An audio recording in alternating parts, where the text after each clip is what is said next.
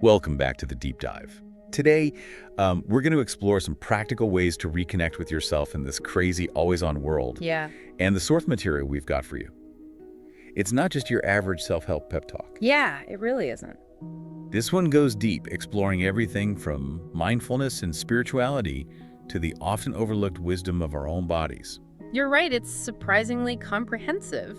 It doesn't just throw out a bunch of techniques, it offers a whole framework for understanding this whole journey of self-discovery.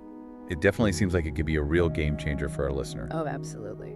So where do we even begin with all this juicy information? Well, the source lays a really interesting foundation with mindfulness, but it goes beyond the usual, pay attention to your breath kind of stuff. It dives into how mindfulness can actually help us shift from reactive patterns to more intentional choices. Okay, that's intriguing. Yeah. I think most of us have at least a basic understanding of mindfulness these days, but how does the source take it to that next level? It's all about acknowledging emotions without judgment. Instead of getting swept away by a wave of anger or anxiety, you pause, take a breath, and simply label the feeling. Okay, this is frustration. It's here, but it won't last forever. It's like creating a little space between you and the feeling so you can actually choose how to respond instead of just reacting on autopilot. Exactly. And the source points out that this space, this pause, is where our power lies. It's where we can start to understand our emotions, see them as valuable information, and then decide how we want to move forward. That makes so much sense. It's not about suppressing or denying our emotions, but understanding them and working with them. And one of the tools the source suggests for cultivating this kind of mindful awareness is sensory exercises. I'm all about those. I remember reading about one in the source material where you close your eyes and really tune in to the physical sensations of your body. The weight of your hands in your lap, the feeling of your feet on the floor, the temperature of the air on your skin. It's amazing how much we miss when we're not really paying attention. It is remarkable, isn't it? And the source suggests that these kinds of exercises aren't just about noticing sensations. They're about anchoring ourselves in the present moment. It's a way of interrupting that constant mental chatter and coming back to the here and now. It's like a mini reset for your brain. But the source doesn't stop at mindfulness. It also delves into self-awareness. And I'm really curious to see how it approaches this concept. Well, it starts by defining self-awareness as a deep understanding of your core values, beliefs, and motivations. It's about getting to know yourself on a really fundamental level. I love that. It's not just about knowing what you like and dislike, but really understanding the why behind your thoughts, feelings, and actions. And the source had that great quote about how self-awareness involves examining yourself with both honesty and compassion. Right. Exactly. It's not about beating yourself up for your flaws. It's about approaching self-discovery with a curious and gentle heart.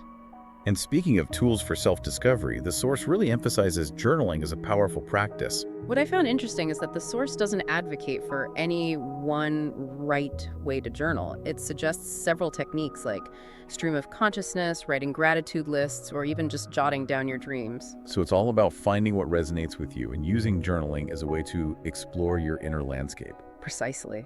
And along with journaling, the source highlights meditation as another key practice for deepening self-awareness, but it makes a crucial distinction. Meditation isn't about emptying your mind, it's about observing your thoughts without getting carried away by them. Which, let's be honest, can be really challenging, especially for beginners.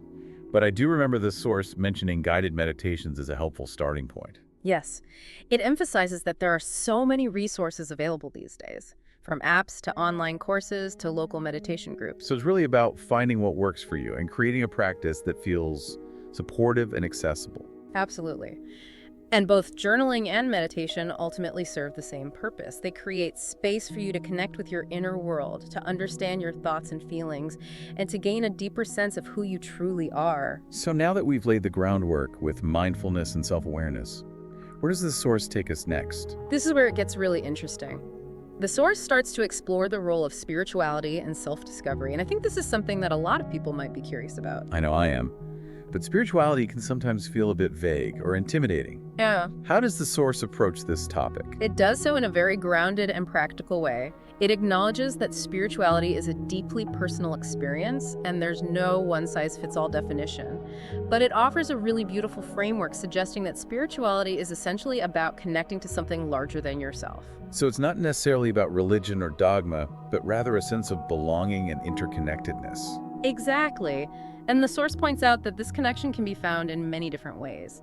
From spending time in nature to engaging in creative pursuits to simply cultivating a sense of awe and wonder in everyday life. And if I remember correctly, the source even suggests some specific practices that can help nurture our spiritual side, right? Yes, it mentions things like prayer meditation, spending time in nature, engaging in acts of service, or exploring different spiritual traditions. It's like offering a whole buffet of options so you can find what nourishes your soul.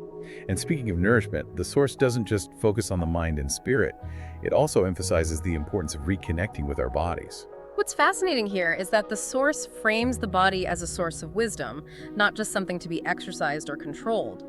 It suggests that by tuning in to our physical sensations, we can gain valuable insights into our overall well-being. It's like our bodies are constantly sending us messages, but we're often too busy or distracted to listen. And the source points out that ignoring those messages can lead to all sorts of problems, from chronic pain to fatigue to emotional imbalances. So how do we start tuning back in? What kind of practices does this source recommend for reconnecting with our bodies?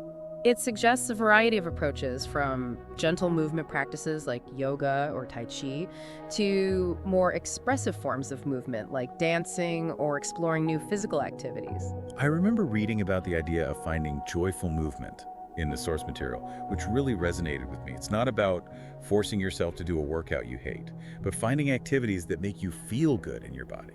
It's about rediscovering the pleasure of movement, and I think that's something we often lose sight of as adults. Totally. We get so caught up in the shoulds of exercise that we forget to simply move our bodies in ways that feel good. And that's such a key part of the source's message. Yeah.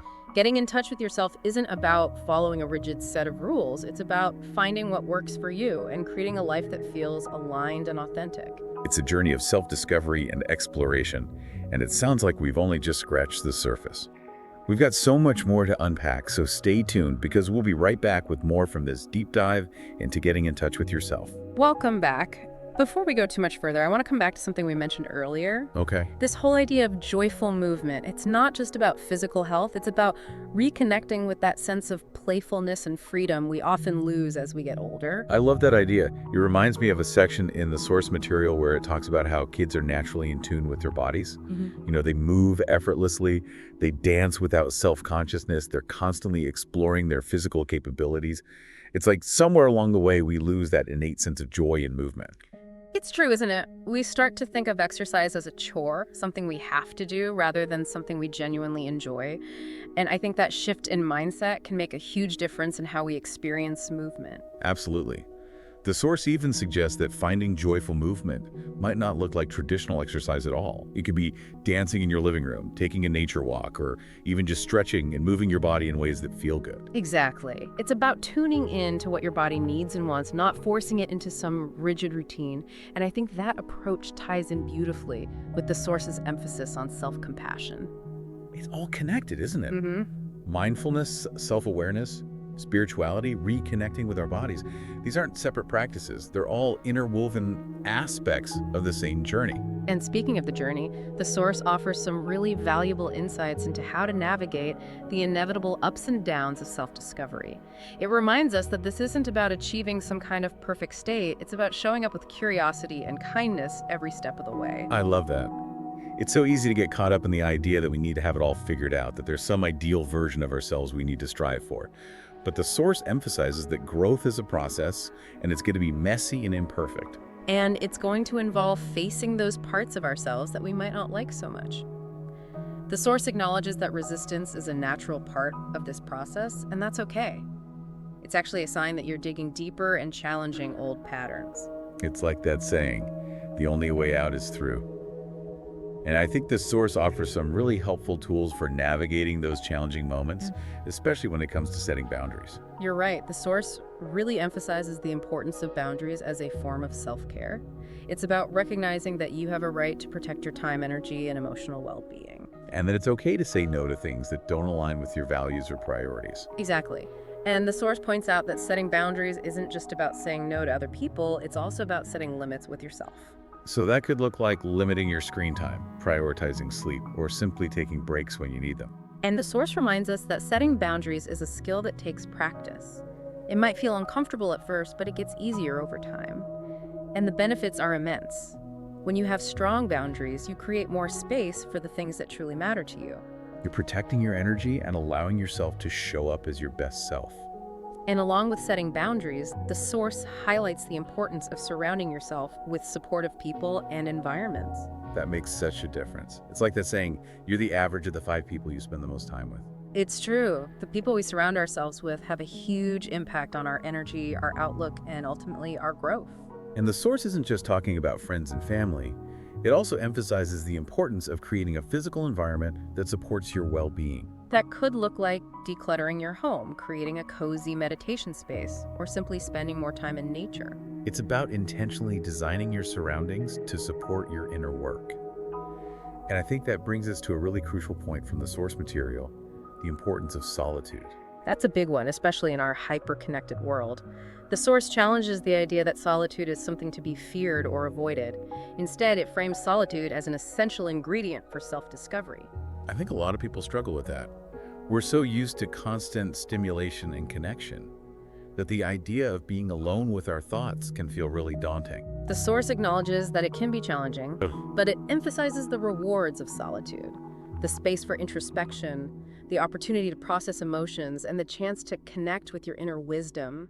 It's about creating that space to listen to your own voice without the noise and distractions of the outside world.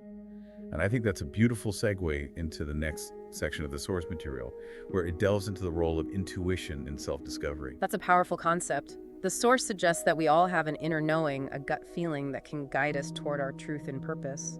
But it also acknowledges that we live in a world that often values logic and reason over intuition.